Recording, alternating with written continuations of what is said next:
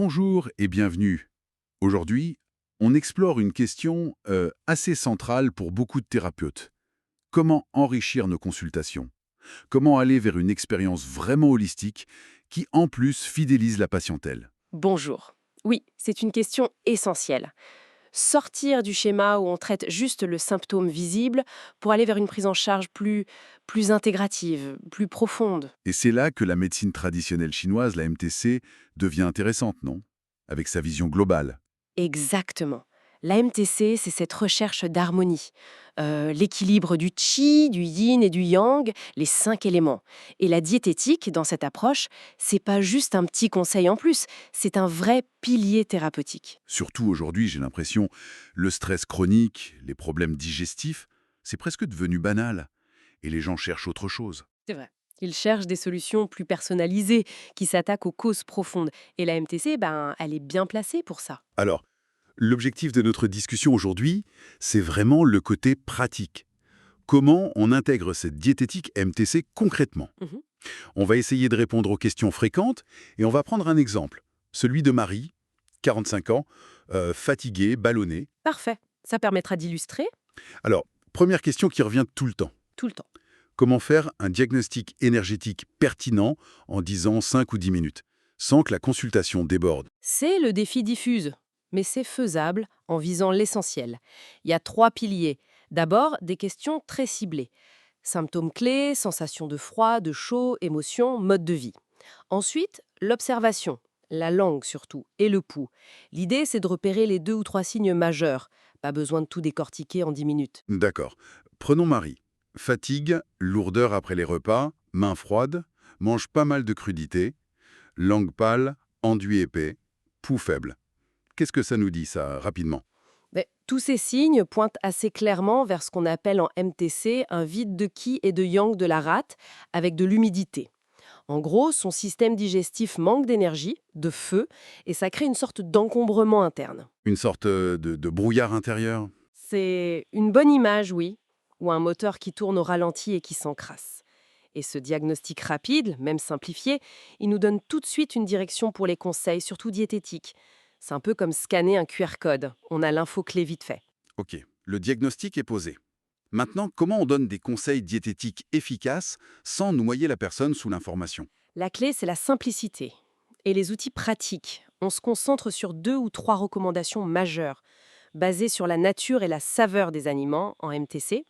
Pour Marie, par exemple, Oui, pour Marie. on va lui conseiller des plats cuits, tièdes, un porridge de millet le matin, une soupe de courge avec un peu de gingembre, et surtout lui dire de réduire, voire stopper, les crudités et le froid pour un temps. Et pour que ça soit concret et rapide en séance, des fiches. Oui, exactement. Préparer des fiches recettes simples, des exemples de menus type, ça aide énormément. On lui donne la fiche de la soupe de courge, par exemple. C'est direct, elle repart avec quelque chose de tangible. C'est un peu comme un plugin qu'on ajoute à notre pratique. Parlons communication. Ces concepts de qi, d'humidité, de yang, ça peut être un peu abstrait pour quelqu'un qui découvre. Comment on l'explique simplement? Il faut traduire. Utiliser des mots simples. Énergie vitale pour le qi, chaleur interne pour le yang, système un peu ralenti ou encombré pour l'humidité. Et les analogies, ça marche très bien. Le corps comme une maison. Une voiture, voilà. La maison qu'il faut chauffer, la voiture qui a besoin du bon carburant, le jardin où il faut enlever les mauvaises herbes. Pour Marie, on peut dire que son moteur digestif est un peu faible et que les plats chauds vont aider à le relancer. L'important, c'est de toujours lier ça aux bénéfices concrets qu'elle va ressentir. Ces plats vont vous aider à mieux digérer et à retrouver de l'énergie. Simple, c'est ça, on transforme le jargon technique en conseils pratiques et motivants. Et comment cette diététique s'articule avec d'autres approches? L'acupuncture, les plantes? Ah mais ça fonctionne très bien ensemble, c'est même l'idéal. La diététique prépare le terrain ou renforce l'action des autres outils.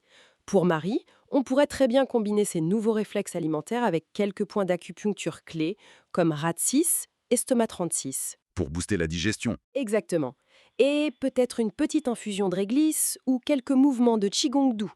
On crée un plan intégré. C'est cette synergie qui donne souvent les meilleurs résultats. Comme assembler un puzzle, où chaque pièce renforce l'ensemble. C'est une belle image, oui. Et bien sûr, après, il y a le suivi, c'est crucial. Justement, le suivi. Comment on évalue si ça marche et quand il faut ajuster le tir? Plusieurs choses. Le retour du patient, d'abord. Comment il se sent? Un petit journal alimentaire peut t'aider. Et puis, nous, on réévalue les signes. La langue a changé, le pouls. Si Marie va mieux mais qu'il reste une petite frilosité, on peut peut-être ajouter des aliments encore plus réchauffants ou un point d'acupuncture qui soutient le yang des reins, comme rein 3. On affine. Comme une mise à jour, finalement. C'est un peu ça, on optimise en continu. Et tout ça, cette approche personnalisée, attentive, imagine que ça joue beaucoup sur la fidélisation des patients. Énormément. Quand les gens voient des résultats concrets, rapides parfois, sur leur énergie, leur digestion, ça crée de la confiance. Ils se sentent écoutés, compris dans leur globalité. C'est ça qui construit une relation thérapeutique forte et durable. Marie, en se sentant mieux, elle revient, elle est motivée et elle en parle autour d'elle. On devient des partenaires de sa santé. Bien sûr, il y a des défis. Le manque de temps reste un souci majeur. Parfois, les patients sont un peu réticents au changement ou trouvent ça compliqué. Oui, c'est vrai. Mais il y a des parades. Pour le temps, des outils rapides, comme on disait, des grilles, des trames. Pour la complexité, simplifier, utiliser des analogies, y aller progressivement.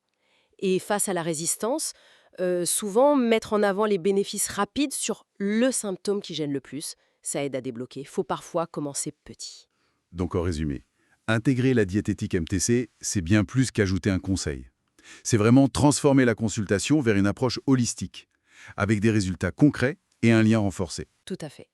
Et c'est bon de rappeler qu'il existe des formations, des outils, comme des générateurs de menus MTC, pour aider les thérapeutes à franchir le pas plus facilement. Très bien.